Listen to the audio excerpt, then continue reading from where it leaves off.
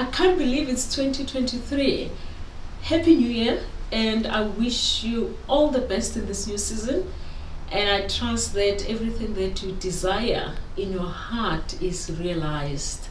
It's a new season, and as any other season, it brings for us different expectations, different responsibilities, different assignments. And for me in particular, for the 2023 assignment, one of the key things that has been laid in my heart is to start a YouTube channel. And that's why we are here. The focus of my YouTube channel is going to be on enabling conversations that matter. And it's usually conversations that we don't find easy to talk about for different reasons. For some people, they are not nice conversations to have. For others, they choose not to have these conversations because they bring deep-rooted hurt that they had buried. And for some people, they just don't want to have them. They're avoiding having the conversation for whatever reason it might be. I guess this is a season for us to be real. It's a season for us to be authentic, because what happens if we don't have conversations that matter, or what other people term as crucial conversations, is we tend to live rather with a lot of hate going around. And where there is hate, there is obviously damage. So I'm hoping that through this channel, as we're having difficult conversations, not only are we going to heal, but also we are going to learn from each other. And as we're learning and we're healing through the difficult pains that we have gone through, or the difficult challenges that we are going through, we all are going to contribute towards making sure that we build a better society. What a best way to start the conversations other than having a chat around love. I know that we tend not to talk about love openly, at least in my experience. There's a lot of songs that are written about love, but interestingly, not much is really discussed or spoken about when it comes to love. And I guess this is a season where we need to really make love shout much louder. It's a season where we really need to make sure that we live in love, and we make sure that people experience love in abundance. And who knows, the more people feel loved, the more people share love, the better our society will be. Why I've decided to start on the theme of love is based on my own personal experiences and journey, how I have seen love, loving and being loved, helping me navigate through the pains and the difficulties that I've experienced in life. I'm going to share two experiences that are very close to my heart. The one experience is when I moved to a different city in 2014. I moved to this city with my three girls. My youngest daughter was about 3.5 years old at that point, and my eldest was about 12 years old. And we didn't have anyone. We didn't have relatives. We didn't have friends. All we had was ourselves, and we needed to re-establish ourselves as a family. What has made our relocation easier at that point was the amount of love and care I received from my colleagues when they helped me with the relocation. And some few not so close friends at that point, but colleagues that I've come to be very close with, who really took it in their interest to make sure that my arrival is very warm, and all this experience really made my transition and my kids' transition into this new city very easy. And as I said, we had no one but ourselves, and we really had to find ourselves and re-establish ourselves as a family.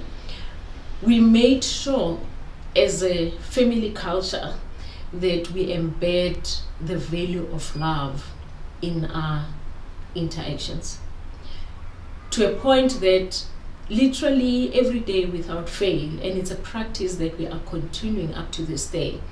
We take time to let each other know how much we love one another.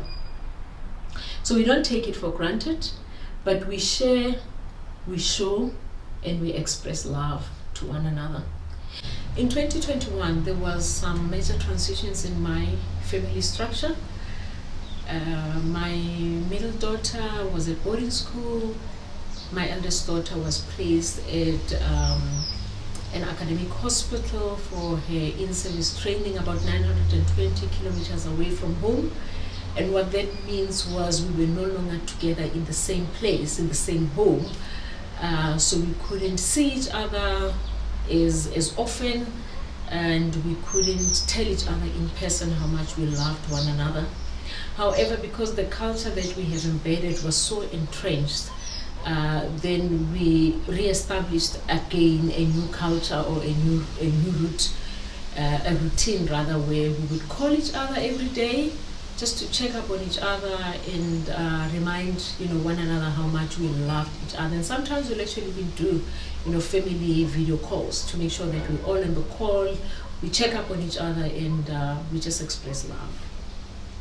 A lot of people that know me usually make comments on how close I am with my kids, and yes, it's true, I'm very close with my kids. And I guess it's because we have intentionally built a close relationship that is anchored on love. I'm not saying we don't fight with my kids. We fight a lot. We fight like any other family does fight, maybe more than other families do fight, but we do fight. However, our fights are based on the fact or the basis that there is love. So even if we fight, and we fight hard, or my kids fight or they fight hard, they never forget to tell each other how much they love one another. So we can fight 1 minute, and an hour later we actually going out, or we in the house making noise, doing all sorts of videos and having fun, because the basis of our fights was really anchored in love. And it's this experiences really that has helped us live with love, and also be able to live and show love, I guess, to other people. So fast forward then, on this particular day, on the 1st of September 2021, I was so busy at work, and I worked till very late in the evening, that I never got a chance to talk to my kids, to call them again on a usual daily call, and just to check up on them and tell them how much I love them. And the next morning I woke up, I took my youngest daughter to school, and when I came back, the first person that I wanted just to check up on, because I knew that this one, at least I could check up on her, the other one might have started classes already, was my eldest daughter. Unfortunately, she couldn't also take my call, because I guess she was preparing for her final exam. Until about that particular day, it was on the 2nd of September, I was in a meeting, and I get a call from her. I was so excited to receive a call, because remember, I didn't speak to her the last night. And as she was calling me also, I answered her phone. I could feel her energy and her excitement just to talk to me. But because I was in a meeting, I said to her, look, let me call you in an hour's time so that we can chat. And my plan was, I'll call you in an hour, and I'll tell you how much I love you, and I'll give you all the rules of the road, what to do and what not to do. What I didn't know was that 2-minute call that I took from my daughter would have been the last conversation that I had with her. 20 minutes later, I get a call, and I was informed that my daughter was involved in a fatal car accident. So for 2 days, I didn't have an opportunity to tell her how much I loved her. What has helped me though throughout my mourning period, or what is helping me throughout my mourning period, is the fact that every day of our lives, for the most part of our lives, we told each other how much we loved one another. And even if I didn't have an opportunity to speak to her and tell her on that particular day that I loved her, I know that my daughter passed on knowing how much I loved her. And I in turn know how much she loved me. And the second experience was with my mom. My mom and I enjoyed a very good relationship. So my mom was one of those parents who would call you every morning at about 5 and she'll check on you. Just, hi, how are you? How did you sleep? And have a chat. And if I'm not able to take a call that early in the morning, I would make sure that on my way to work, she's the first person that I return a call her, check on her, and we'll have a normal routine, of checking in and wishing each other well for the day. However, with my mom, I wouldn't want to claim that we had made it a practice or we've embedded a culture of telling each other how much we loved, one another.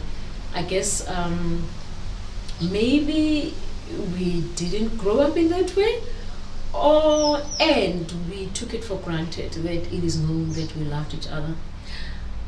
It was until 2017 when my mom fell ill and she was in hospital for some time.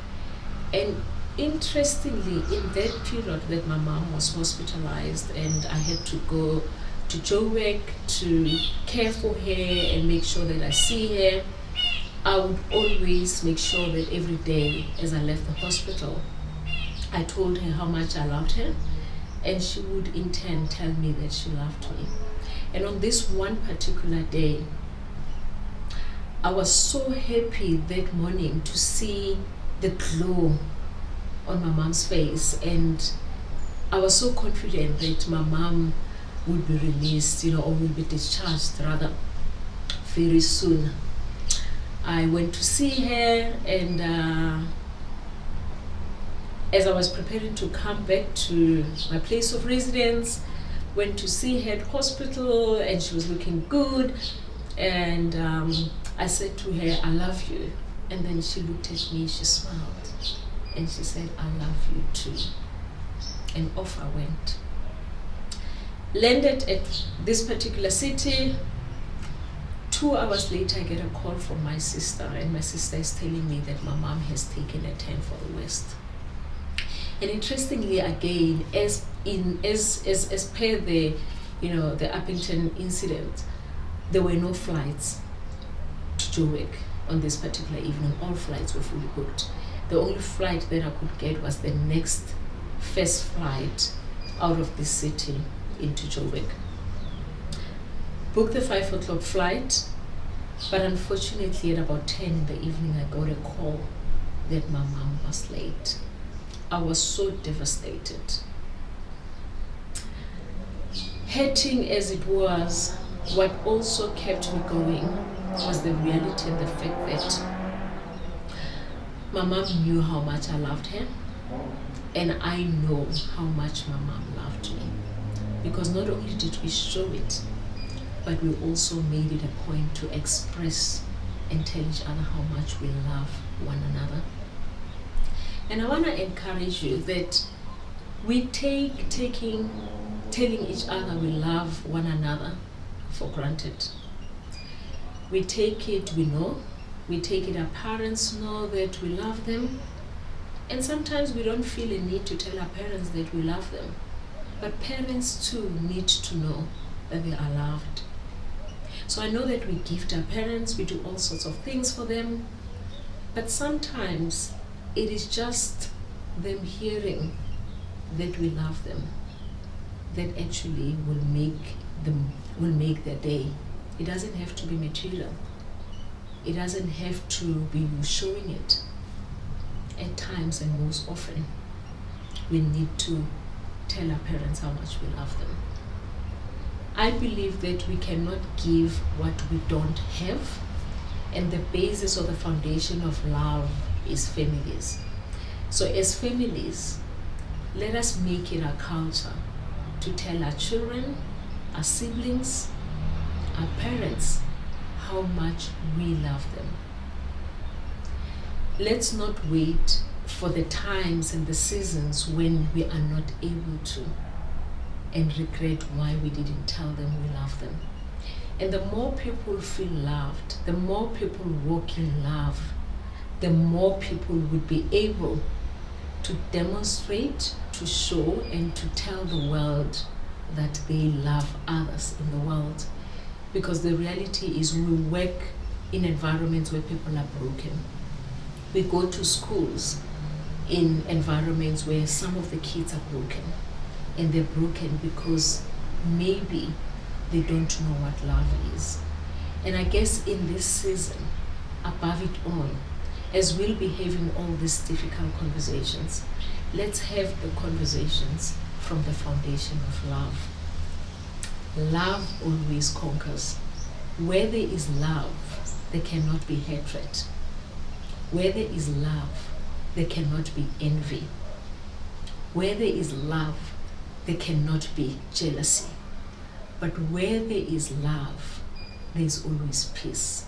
There's always harmony. There's always joy. And I'm sure we all want to live in a society, and we all want to work in work environments that are so loving and so caring. So let's make love a way of life.